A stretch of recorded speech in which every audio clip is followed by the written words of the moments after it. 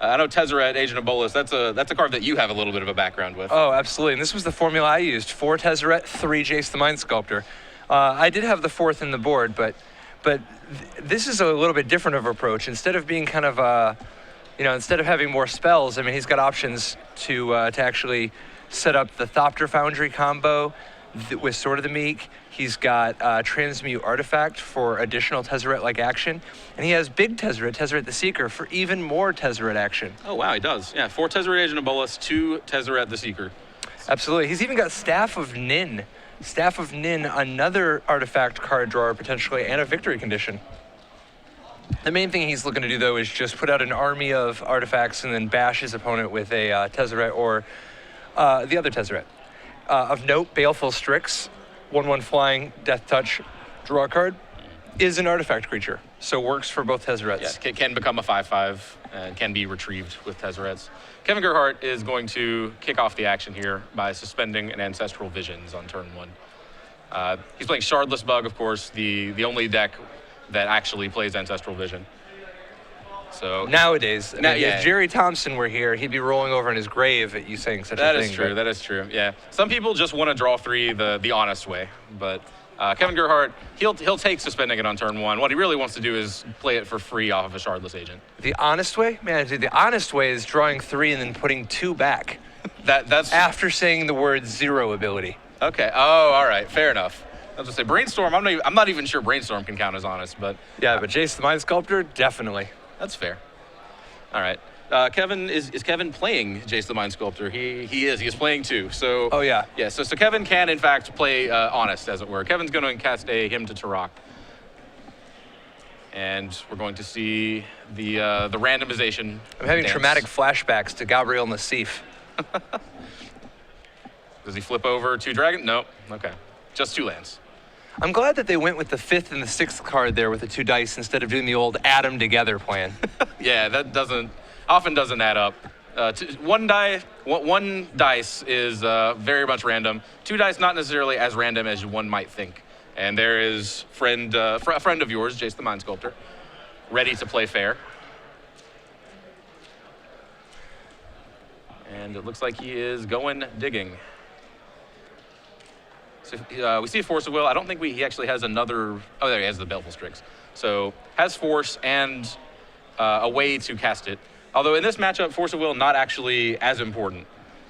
Yeah, I mean, in fact, a lot of people end up boarding out Force of Will in some of their decks against decks like Shardless Bug because of how attrition-y the game becomes when there's just not enough key spells.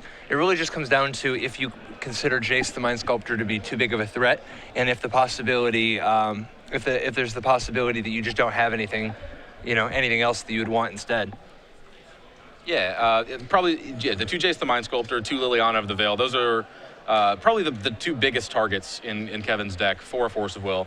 The other primary target I would imagine would be that one that's sitting on the table right now, that Ancestral Vision. You don't necessarily want to 2-for-1 yourself. That's usually why people board Force of Will out. But trading 2 cards for 3 in this instance, that's a slightly better recipe. Not even just 3. It's like a 6-card swing, right? Like they don't get 3 cards, and you do get 3 cards. So that's like +4 after you spend the 2. I do wonder, though, at times like this, you start to wonder, why do people even play Force of Will? Why not just play Imp's Mischief? Redirect the Ancestral Visions. We have to pay mana for Imp's Mischief, right? That's true, but my goodness, you get to draw the 3 extra cards, man.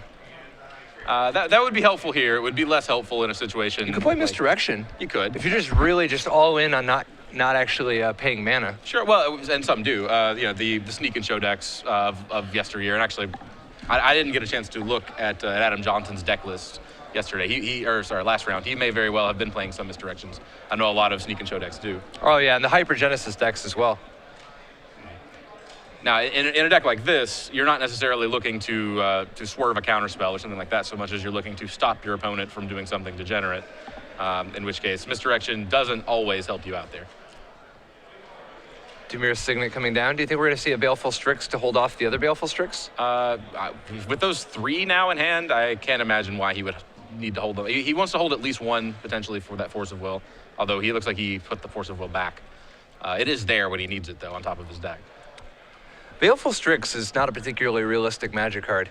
I mean, this is one of the Commander products that they would certainly never print this in Standard, or probably would not print this in Standard. Its power level is a little out of control. Yeah, I would think not. The power level kind of sneaks up on you. Anyone can look at it and think, well, this is a good value, but it doesn't really scream powerful so much as it just seems efficient. Yeah. But often in Magic, those two words are kind of the same thing. Yeah, I mean, 1/1 Flying Death Touch. I mean, you wouldn't play it in Legacy, but that seems like a card that would cost blue-black. But then this just draws a card. Kevin Gerhart going to see what is going on over there. Cast Thought sees 2 copies of Ensnaring Bridge, 2 Baleful Strixes, and that Thopter Foundry. So, Ensnaring Bridge is... It doesn't seem like a card that Kevin should care about, although he may not actually have a way to get rid of it. Does he have Abrupt Decay? He does have 4 Abrupt Decay. So that would essentially be it. If Peter were to actually stick one of these Ensnaring Bridges, Kevin could kind of find his back against the wall here. There is the old Ancestral Visions U. Oh, and then attack, all right. you know? Yeah, that's a thing. You're right. But I would guess that the primary plan becomes Planeswalkers at that point.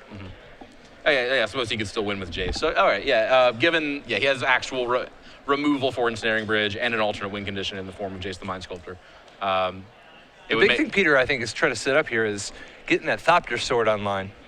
You know, make a whole bunch of tokens. Yeah, and he did lose the Thopter Foundry from his hand. He does have 1 additional copy. There are 2 in his main deck. So the alternative, is, of course, is just start Tezzeretting, because, I mean, it would not take Tezzeret long to completely take over this game. Yeah, that is very true. Those Baleful Strixes, for all the value they generate, and for all the good they do on defense against a big beater like a Tarmogoyf, they don't apply pressure very well. They don't get Planeswalkers off the board, which is often something that you need your threats to do. Yep, 11 Planeswalkers. No, I guess that's only 9, because some of these Tezzerets are, just 2 Tezzeret, 3 Jace, 4 Tezzeret Agent of Bolas. 6 Tezzerets, yeah. That kind of harkens back to the days of Callblade Standard when 4 Jace just wasn't enough. You needed a couple of Jace Balerans as well. Sure. Staff of Nin kind of serving as a backup Planeswalker. Yeah, that's fair. A Planeswalker that your other Planeswalkers can fetch up. And sometimes you just transmute Artifact and go get, go get something big. Speaking of, Peter has found a transmute artifact. So the question now becomes, does he want to use it now, and what would he get with it? I'm not sure what the go-to artifact target is here. Yeah, I mean, if he can't set up the combo, I think he doesn't really have a lot else he wants to do beyond he could potentially get a Strix if he wanted. He can get a Ratchet Bomb if he wants some utility. He could get more mana, but for the most part, it's mostly setting up the combo. Sure. And as we saw there, we talked about earlier that Force of Will doesn't have a lot of good targets in this matchup, but Ancestral Vision certainly one of those good targets, and Peter agrees. He thinks that it is worth it for him to 2-for-1 himself to counter that first Ancestral Vision. Although, since we said that, there is now another one looming. Absolutely. With more in the reserve. No, he's just got binders of Ancestral Visions. Those Baleful Strixes are going to trade off. That leaves Peter without a convenient blocker for this Tarmogoyf now. So I said Baleful Strix not so good against opposing Planeswalkers. Tarmogoyf, on the other hand, fantastic in this situation. Yeah. Nile Spellbound will slow it down a little bit, but really not all that much. No, Nile Spellbomb does not remove the cards that are in Peter's graveyard, which include, at the very least, an artifact creature. So just eyeballing it, I would guess that Tarmogoyf is a 4/5 still. Yes, 4/5 in fact. 4/5, which is enough to get rid of that Jace. So the Jace is going to have to unsummon it, or alternately, Peter could try to protect it with that Ensnaring Bridge. And Peter contemplating his options here. He still has that Transmute artifact, so in addition to the 5 cards in hand, he has access to most of the artifacts in his library as well. It looks like he is going to bounce that Tarmogoyf to give himself a turn's breathing room. So there is the Sword of the Meek. That's one half of that combo. Absolutely, and if he wanted, he could transmute right now and go get the other half. Okay, and it does look like that's what he is going to do. Transmute Artifact is a card that sees very fringe play. It basically only sees play in this deck. But it's a very powerful effect. And so it looks like Kevin is now considering responses, but doesn't have any. And he can safely sack the Sword of the Meek because once he activates the Thopter Foundry, using his 1 remaining mana, the Sword of the Meek will hop out of the graveyard into play on the token. Now, does Peter have a mana floating here? He does. He tapped his Ancient Tomb for the sword, and then an Island, an Underground Sea, and a Dimir Signet for the Transmute artifact. He needed blue, but he needed to get the Signet involved to make sure that he had a mana floating, so that after this went down, he could actually make a Thopter. Sure, and it looks like that is what he is going to do. Go ahead and get this combo rolling. Peter there. pointing out that how he has the extra mana floating. Sword of the Meek returns, thanks to the 1/1 Thopter that is entering play. If you have not seen this combo in action before, essentially, Peter has an apparatus in play that allows him to pay 1 mana to gain a life and make a 1/1 flyer. And he can just do this ad nauseum. As many times as he feels. Yeah. Which is often as much mana as he has. This is a real difficult combo. I mean, Abrupt Decay does stop the Thopter Foundry, which is the second Thopter Foundry we've seen. And those were the only 2 Thopter Foundries in his deck. So Peter cannot get one out of his library, but he does have access to 1 Academy Ruins. So if he finds that Academy Ruins, he has every draw step becomes a Thopter Foundry should he want it to be. Yeah, and now keep in mind this: he is far from being out of victory conditions or whatever. With 9 Planeswalkers, he's got lots and lots of ways to just Planeswalker Kevin into next Tuesday. Yeah, for sure. Peter's plan A has been broken up here, but Peter has contingencies for days here. Yeah, and it's hard for somebody who has a Jace the Mind Sculptor in play to really be considered to be doing anything other than what should be their plan A. I mean, that's... Which was the... just using Jace. Sure, the fair play, as you said at the start of the match. Yeah, I'm still not 100% sure fair is the right word, but it's certainly play. We're lowering and lowering the bar for what is considered a fair card drawing effect. We might be getting to divination by the end of the match. Dude, divination is not bad. Okay, divination may be unfair as well, actually. Dude, I feel like Magic the Gathering might be at I don't know. I wonder if the world would be at a better place if divination was the high end of power level for a card draw instead of the low end. Magic would be a very different game, certainly, if we just replaced Ancestral with divination in beta. The Thopter gets in there for 2. Sure. Yeah. We mentioned we have contingency plans. We have backup win conditions. 2/3 flyer is probably more like Plan D or Plan E at this point, but it is still a plan, and it is going to get in some damage. And for the second time this game, Peter is going to trade Force of Will plus another card for an Ancestral, and that's a backup Jace that he's losing, which is not completely insignificant. So yeah, Kevin, the Shardless Bug deck, kind of well known for just not running out of gas, and Peter's doing a pretty good job of kind of turning that on its head. Every opportunity Kevin has had to actually get ahead on cards, Peter has Force of Willed it. Kevin still has a decent grip there. It looks like 3 or 4 cards there. That is mostly by virtue of him not making a land drop for several turns. And Shardless Agent going to spin the wheel, hit Abrupt Decay, and take out that first Ensnaring Bridge. We know, and Kevin knows that Peter has another in his hand. Actually, wait. He does not. Yeah, Peter does not have a hand. Never mind. Yeah, he was hiding it on top. You do know he has it, though. Yeah, okay, there you go. And it looks like Tezzeret's Jace's old rival Tezzeret is going to be making an appearance. Okay. Interestingly, these Planeswalkers are protected by a blocker. Shardless Agent, a 2/2. Thopter with Sword of the Meek on it, a 2/3. So Peter going to set up Planeswalker advantage here and more or less start going nuts. And he does put the Ensnaring Bridge on top, kind of a signal that he's going to play Tezzeret and plus Tezzeret. And he wants to make sure that he can hit something. Sure. Now, if he finds something that he wants more than Ensnaring Bridge, he does lose access to it, although I don't know that he needs to especially value Ensnaring Bridge at this stage. He does know that Kevin still has that Tarmogoyf in his hand, though. And here comes Tezzeret, Agent of Bolas.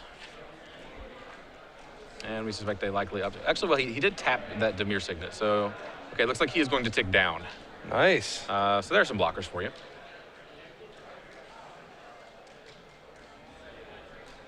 And we'll get that dice. So switched Tezzeret out. is at 2. Tezzeret should be at 2. In fact, yeah, that's this board state will presumably be corrected shortly. Tezzeret should be at 2, and that is a 5/5 Dimir Signet. So we mentioned he already had 1 blocker for the Shardless Agent that was in play. It's kind of a backdoor method, but it's a little easy to forget that Tezzeret, Agent of Bolas, quite capable of protecting itself in the right shell. This is certainly a shell that is always going to have a random artifact or 2 sitting around. So Tezzeret jumps in, immediately makes a blocker, and now even this Tarmogoyf doesn't feel particularly threatening. Yeah, we're talking about 23 artifacts here in the main deck. He's definitely not short on targets for Tezzeret. Nope. I want to see the Staff of Nin in play. This is what I'm buckled in for. Oh yeah, and when Tezzeret the Seeker starts untapping the Staff of Nin, Yeah. yeah. Bing, bing, bing. Machine gunning things. Yes, Peter does. On his next turn, after making 1/5/5, Peter does uptick the Tezzeret, goes digging, and he did actually find that ensnaring bridge. It looks like. Although now he has the option of putting it back on top, or casting it for that matter. Okay, keeps it in hand. That signals to me that he wants it in play, and there we go. Now that affects both players, so that does mean that his 5/5 Dimir Signet will not be attacking anytime soon. Yeah, I think he's gonna just have to make do with a 20-point drain life next turn, or in 2 turns. Yep, that seems like a reasonable plan to me. How many artifacts does he currently have in play? Just the 4, right? That He has a Thopter, yeah. a Sword of the Meek, a Dimir Signet, and an Ensnaring Bridge. Mm-hmm. He needs 3 more to be able to kill Kevin in 1 big drain.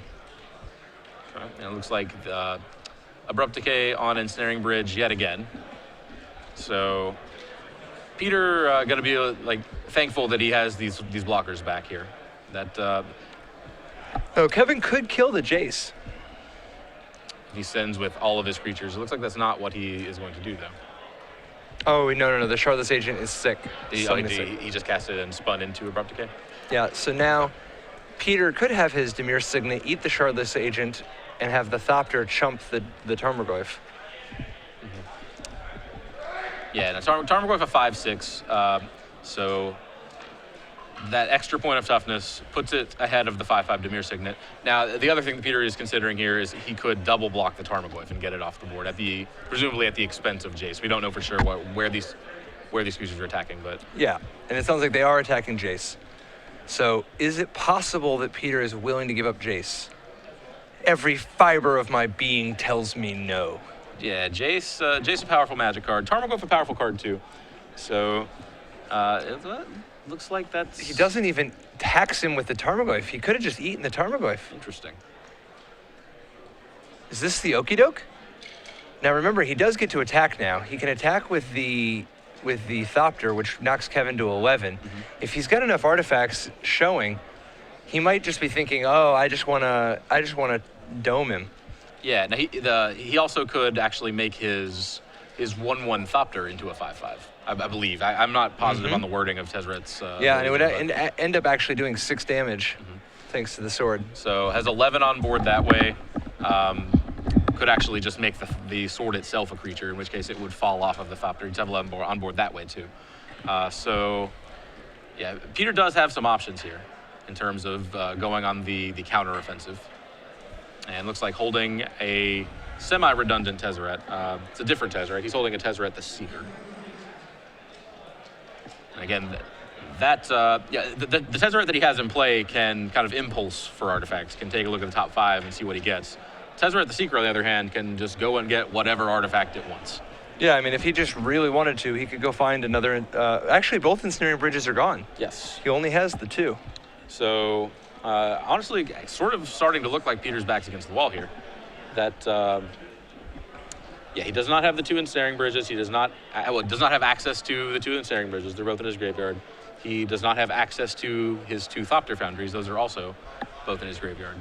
So, even though he has a method in his hand of tutoring up any artifact from his library, there's not really one here that does anything significant, it doesn't look like.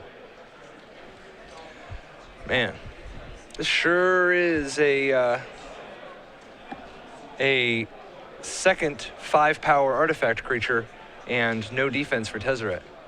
But I guess Peter is on the Tezzeret let me upgrade you plan. Okay, and that works. Kevin has creatures on board that are certainly lethal if they all get through. So the Tezzeret here can...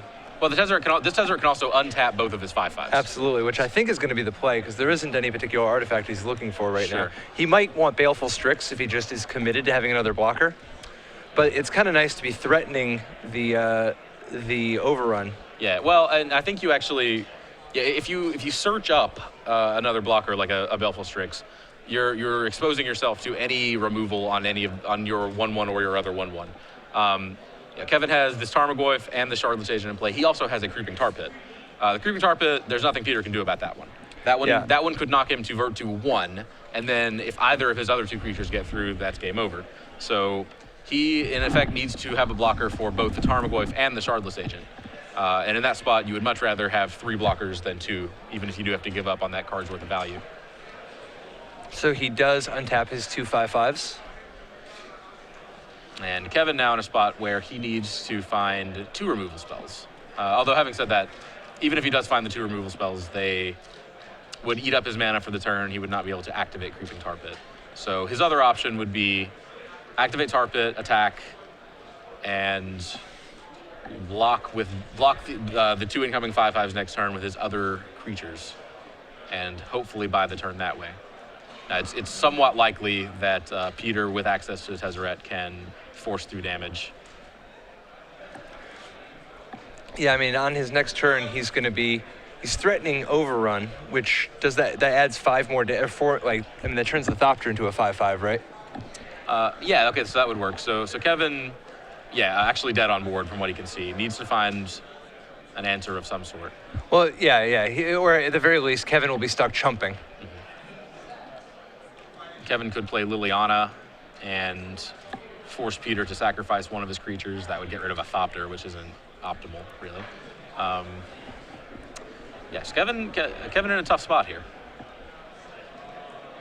And taking his time, counting up, kind of playing different attacking and blocking scenarios out in his head. Well, one possibility is just attack with the Creeping Tar Pit. Sure. Then you have 2 blockers. As long as you don't die in your next turn. Now, see here, he's got 3 blockers. As long as he just doesn't die, the Tar Pit's going to kill Peter next turn. Yeah, all right. That third blocker, that helps a lot. When you only had 2 blockers, you were exposed to a lot of things, but So now, again, it is Peter that needs help. This has been a pretty swingy little end game here.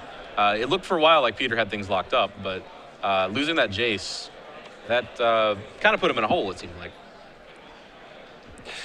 Yeah, I mean, he might be stuck in a situation where he has to Tezzeret for like a Baleful Strix or something, just to try to draw a card to see if he can get something that does something, like Jace to bounce some, I guess Jace won't even save him from the Tar Pit. He doesn't really actually have any answers to the Tar Pit. He doesn't have the ability to gain any life or anything. No. I think in this spot, he just kind of got stuck with being a little hasty with his Tezzeret, and as a result, he doesn't actually have the game locked up. Yeah, he needs to find a way to actually win the game this turn. If Kevin gets to untap, he can win more or less instantly with that Deathrite Shaman. If Peter somehow forces him to lose that Deathrite Shaman by blocking, then Kevin has the win on board anyway with that Creeping Tar Pit. So Peter's only out here is through aggression somehow. Yeah, I mean, his only life gained in his deck is Tezzeret, Agent of Bolas, and Thopter Foundry. Tezzeret doesn't have that kind of time. The Thopter Foundry, the only way he'd be able to get it back is with Academy Ruins, which he does not have. Now he could, he actually, if he had Tezzeret, Agent of Bolas, it would instantly win here, right? He can just immediately down ticket and drain Kevin for 8? Oh, no. You have to tick up first. Yeah, Tezzeret's down ability is turning into a 5. It's ultimate. Sorry. Okay. Right. Yep. And then you're on a one-turn lag there, but Okay. in this spot, that's one turn Peter does not have. Okay. So yeah, Peter cannot win with the cards in his hand then. So fetches up a Baleful Strix, digging for one more card, and I'm not sure what the out is he's playing to here. I mean, Academy Ruins is the lets him make forward progress, where at least he could go. I mean, I don't know if he's got enough mana for this, but Well, he doesn't have enough time. He needs another draw step, even if he. Well, he still has the Tezzeret in his hand. Is there some way that the Tezzeret can find? I guess Tezzeret would put it on the bottom. Yeah. The other issue is he is suddenly very much bottlenecked on mana. He is. Well, no. If he Academy Ruins the Thopter Foundry and then draws it off of Tezzeret, he would need 4 for Tezzeret, 2 for Thopter Foundry, and 3 for Academy Ruins. So that's 9 mana, and then from there The problem is too much of his mana is Ancient Tombs. Yes. He can no longer use. Had plenty of mana all game, thanks to those Ancient Tombs, which were slowly eating away at his life total, and could not activate them there and picks them up. All right, so in the sideboard, Peter Zhang, playing the Tezzeret deck we were just watching, Peter Zhang has 2 Flusterstorm, 2 Toxic Deluge, 1 Damnation, 1 The Abyss, 1 Engineer Plague, 1 Trinisphere, 1 Lodestone Golem, 1 Helm of Obedience, 1 Ensnaring Bridge, 1 Relic of Progenitus, 1 Pithing Needle, 1 Ratchet Bomb, and 1 Grafdigger's Cage. It's a lot of one-ofs, which makes perfect sense in a deck with Tezzeret the Seeker and Transmute Artifact to go and find them. So, what do you think of The Abyss? Well, the Abyss, it's a sweet card, and I think I like it here. It does not solve the tar pit problem, but It's true. yeah, Kevin does not have a lot of creatures, and he really is just trying to grind Peter out and kind of win on attrition, as you said. And the Abyss completely takes that game plan away at relatively no cost for Peter. I imagine we'll see Pithing Needle as a potential answer to Creeping Tar Pit, of course, but also possibly if things go awry with Deathrite Shaman, Liliana, Jace, anything like that, it's kind of a backup plan. Sure. Yeah, it kind of looks like Peter's just going to be kind of fine-tuning his answers. I don't see any real game breakers. Yeah, there is the question of, does he bring in some of the wraths, like Toxic Deluge and Damnation? Oh, sure. This is not a matchup where I would think, he was obviously not including sweepers in his sideboard with this matchup in mind, but it may be a matchup where it's worth considering. This is also a deck where he probably has main deck slots that he doesn't necessarily need anymore. I don't know if this deck wants all 4 of its chalices in this matchup, but it may still, and it probably does not want. It may not want the Staff of Nin either. Kind of hard to say, actually. Those Ensnaring Bridges, they actually would have helped a lot in game 1, but they don't feel necessary in this matchup either. Kevin Gerhart, on the other hand, his sideboard contains 2 Thoughtseize, 2 Flusterstorm, 2 Duress, 1 Disfigure, 2 Golgari Charm, 3 Nile Spellbomb, 2 Toxic Deluge, and 1 Notion Thief. Nice. So that Notion Thief, that's probably coming in. Always got to punish the Jaces where you see them. Other than that, these are. See, I don't know. He doesn't even have Brainstorm. When you're playing Notion Thief, I think you can't just count on them having a Jace. Yes, that is the best case scenario, but it's I don't know. Maybe it's also good just because of the possibility of surprise attacking a Planeswalker. Yeah. But I think that there's so little actual card draw in this Tezzeret deck because of both Tezzeret's abilities dodging it, that I think that he may be hesitant for such an expensive trick as Notion Thief. Okay, that's fair.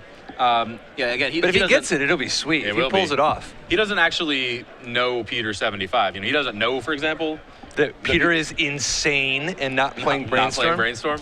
Only playing 4-drop Brainstorm. Peter has 4 Baleful Strix as well that he could turn off. But other than that, I'm not sure that Kevin. There are Duresses, 2 Duress, 2 Thoughtseize. Those probably help. Other than that, I don't know that he brings in anything here. Fair enough.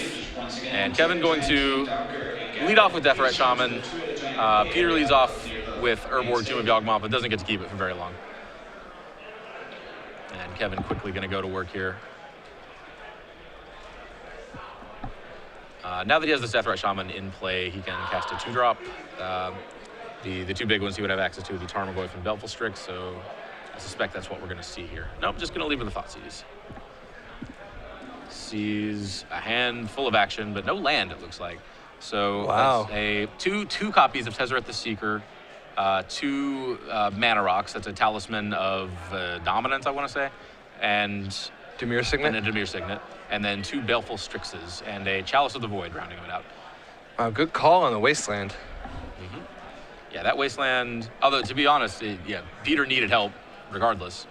It's kind of interesting to read here, like, maybe you just have no other action and you just Wasteland here 100% of the time, no matter what.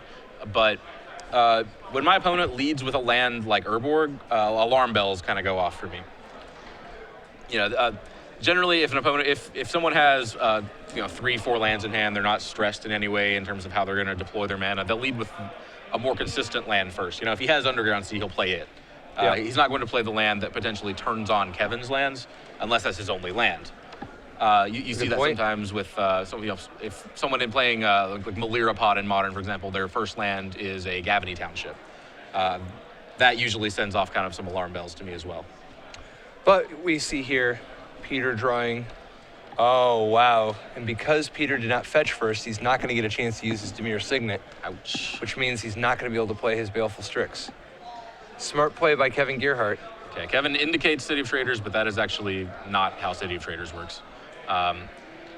The City of Traders triggers when Peter plays a land, which means it has to actually be played from his hand. It does not trigger when a land is fetched up. Yeah, that makes sense. In opposite land. Templating has come a long way since 1998. Another Deathrite Shaman enters the field.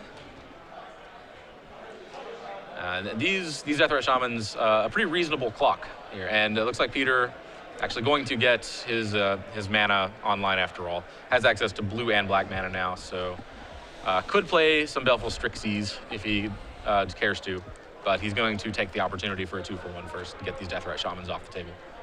Yeah, and the Deathrite Shaman is somewhat disruptive in that it puts pressure on both his life total and Planeswalkers. Mm-hmm. But Deathrite Shaman doesn't really interact with the whole artifact graveyard shenanigans. One of the few types of cards the Deathrite Shaman's got nothing to say about. Mm-hmm. Yeah, and that's actually Deathrite Shaman. The decks that play it in Legacy, often you see them skimping on graveyard hate other than Deathrite Shaman. They kind of lean on it as a crutch there. In this case, Kevin actually has 3 Nile Spellbombs in his board anyway. And I didn't think about that. He didn't see Ancient Tomb, not Ancient Tomb, Academy Ruins, but he has to suspect it's there. Well, and the Thopter, I think the Thopter Sword combo at all is something that, sure. that he may want to try to break up.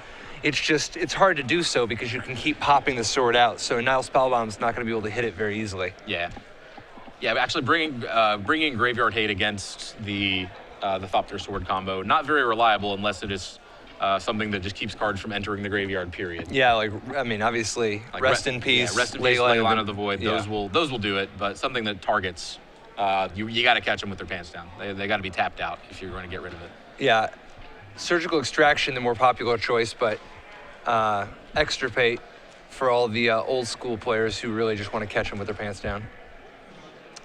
And looks like the Baleful Strix is going to show up.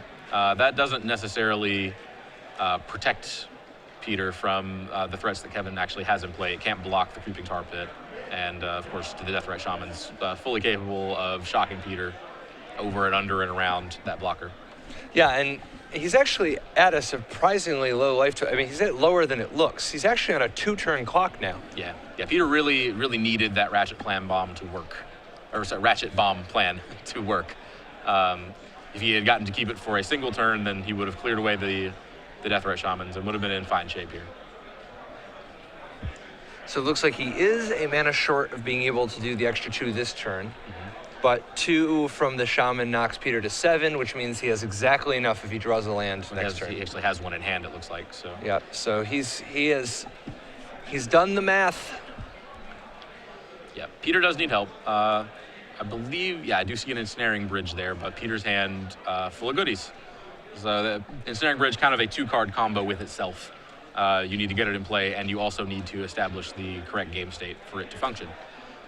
So even though he could cast the Ensnaring Bridge, I don't see any way for him to empty his hand out in time to just turn off that Creeping Tar Pit. And it's tough because those Deathrite Shamans would finish the job real fast anyway. Yeah, they would. This would be, Peter on a 3-turn clock to just the Deathrite Shamans. And if he takes any damage from, for example, that Talisman, that puts it down to a 2-turn clock. So yeah, Peter very much in a tough spot here.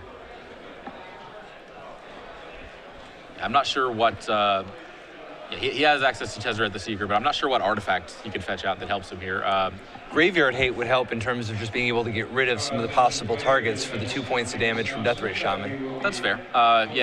Although, of course, the Deathrite Shamans can, they can target cards from both graveyards. So Definitely.